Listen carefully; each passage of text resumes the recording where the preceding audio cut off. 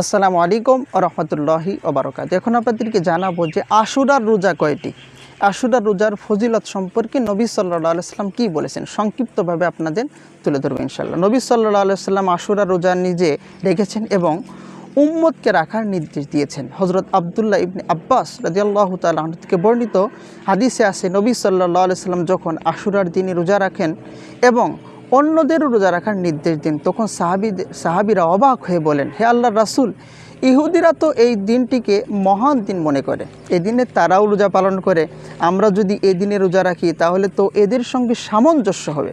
তাদের প্রশ্নের জবাবে নবী সাল্লাল্লাহু আলাইহি সাল্লাম বলেন, তারা যেহেতু এদিন একটি রোজা রাখে, আগামী বছর 10 তারিখ সঙ্গে 9 তারিখ মিলিয়ে 2 দিন রোজা পালন করবে ইনশাআল্লাহ। মুসলিম শরীফের 1134 নম্বর হাদিস। আরেক বর্ণনায় নবী সাল্লাল্লাহু আলাইহি সাল্লাম বলেন, তোমরা আশুরার দিন রোজা রাখো, তবে এক্ষেত্রে ইহুদিদের সঙ্গে মিল না হওয়ার জন্য 10 তারিখে আগের দিন অথবা পরের দিন আরও একটি রোজা রেখে দিতে পারো। 2154 নম্বর কিন্তু হাদিস। তো আমরা বুঝতে পারলাম যে আশুরার পবিত্র রোজা কিন্তু আমাদের দুইটা থাকতে হবে, মুহররম মাসের 9 তারিখ না হলে 10 তারিখ, 9 তারিখ 10 তারিখ আর না হলে 10 তারিখ 11 তারিখ। 10 তারিখ মাঝখানে রেখে মুহররম মাসের 9, 10 অথবা 10, 11 রোজা রাখতে হবে।